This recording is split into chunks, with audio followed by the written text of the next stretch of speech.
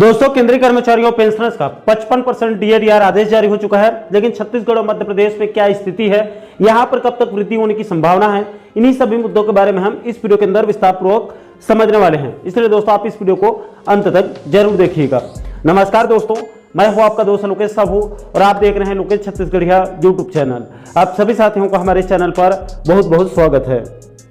दोस्तों, सबसे पहले आपकी जानकारी के लिए बता दूं कि इस समय केंद्रीय कर्मचारियों पेंशनर्स को 1 जुलाई 2024 के देय तिथि से एरियस सहित 53% की दर से डीएडीआर का भुगतान किया जा रहा था। लेकिन केंद्र सरकार ने 28 मार्च 2025 को केंद्रीय कैबिनेट बैठक में 1 जनवरी 2025 के देय तिथि से एरियस सहित 2% अतिरिक्त डीएडीआर वृद्धि का ऐलान कर दिया, जिसके बाद अब केंद्रीय कर्मचारियों पेंशनर्स का डीएडीआर 53% से बढ़कर 55% हो चुका है। हालांकि दोस्तों, इस बढ़े हुए डीएडीआर का आदेश जारी नहीं हुआ था, जिसको भारत सरकार के वित्त विभाग ने कल 2 अप्रैल 2025 को आदेश जारी कर दिया है, जिसके बाद अब पूरी तरह से कंफर्म हो चुका है कि अब केंद्रीय कर्मचारियों पेंशनर्स का 1 जनवरी 2025 के देय तिथि से 53% डीएडीआर बढ़कर 55% हो चुका है। अब दोस्तों, इसी मुद्दे को लेकर इधर छत्तीसगढ़ और मध्य प्रदेश में क्या स्थिति है और इन दोनों राज्यों में कब तक डीएडीआर में वृद्धि होने की संभावना है, तो देखिए दोस्तों, सबसे पहले हम छत्तीसगढ़ की बात करें तो इस समय छत्तीसगढ़ के कर्मचारियों को बिना एरियस के 53% की दर से डीए का भुगतान किया जा रहा है। इसलिए इस समय छत्तीसगढ़ के कर्मचारी केंद्र से 2% पीछे हो चुके हैं और अगर छत्तीसगढ़ के कर्मचारी संगठनों की तरफ से जल्द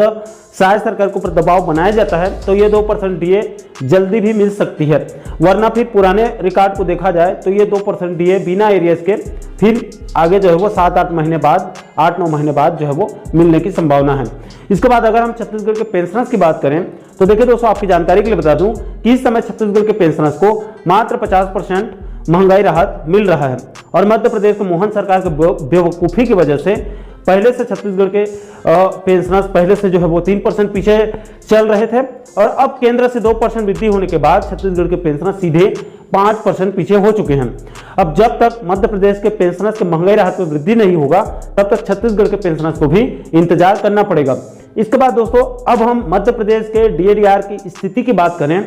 तो आपकी जानकारी के लिए बता दूं कि इस समय मध्य प्रदेश के कर्मचारियों पेंशनर्स को मात्र 50% की दर से डीएडीआर का भुगतान किया जा रहा है। इसलिए इस समय मध्य प्रदेश कर्मचारियों पेंशनर्स जो है वो केंद्र से सीधे 5% पीछे हो चुके हैं। और अब दोस्तों, सवाल यहाँ पर ये उठ रहा है कि आखिर मध्य प्रदेश में कब तक डीएडीआर में वृद्धि हो सकता है।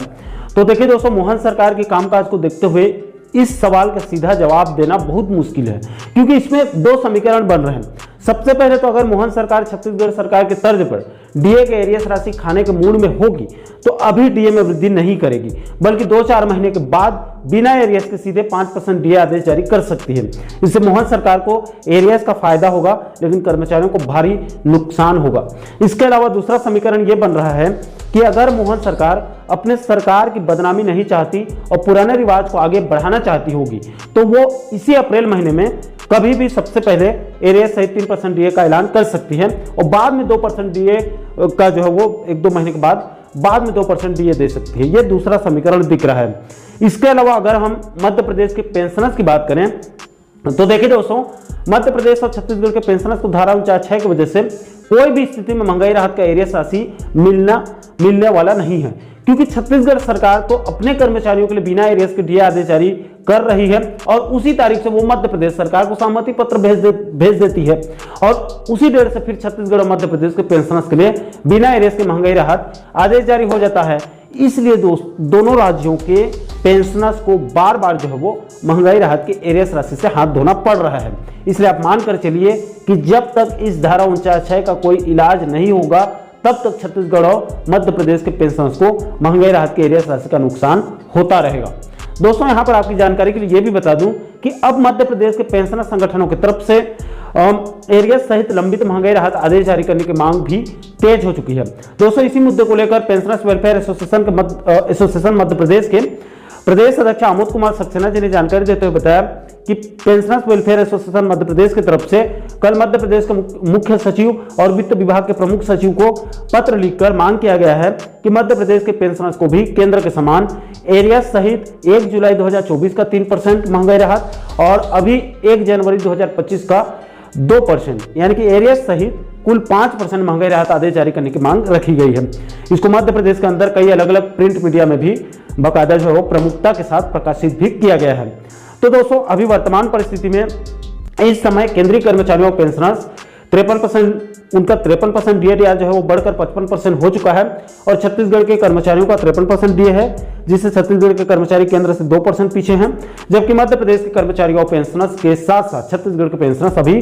50% डीए में लटके हुए हैं और केंद्र से सीधे 5% पीछे जा चुके हैं। तो आशा करता हूं दोस्तों कि आप इस वीडियो के माध्यम से केंद्रीय कर्मचारियों और पेंशनर्स के साथ साथ छत्तीसगढ़ और मध्य प्रदेश के कर्मचारियों और पेंशनर्स के डीए से जुड़े इस पूरे मामले को अब बिल्कुल सरल शब्दों में अच्छे से समझ गए होंगे। दोस्तों इस पूरे मुद्दे को लेकर, इस पूरे मामले को लेकर आप लोगों की क्या राय है या फिर आपके कोई सवाल हैं तो भी आप नीचे कमेंट बॉक्स में अपनी अपनी प्रतिक्रिया आप लोग जरूर साझा कीजिएगा। और साथियों आप आगे भी छत्तीसगढ़ और मध्य प्रदेश के कर्मचारियों और पेंशन संबंधों से जुड़ी इसी प्रकार का और भी अन्य महत्वपूर्ण मुद्दों पर, महत्वपूर्ण टॉपिक पर आप आगे भी वीडियो देखना चाहते हैं तो आप हमारे चैनल को जरूर सब्सक्राइब कर लीजिएगा, ताकि आने वाले सभी नए वीडियो का नोटिफिकेशन जो है वो आप लोगों तक तुरंत पहुंच सके। दोस्तों अभी के लिए फिलहाल इस वीडियो में इतना ही, मुझे दीजिए इजाजत। मैं मिलता हूं आपसे एक और महत्वपूर्ण मुद्दे के साथ, महत्वपूर्ण विषय के साथ। तब तक के लिए जय हिंद, जय छत्तीसगढ़।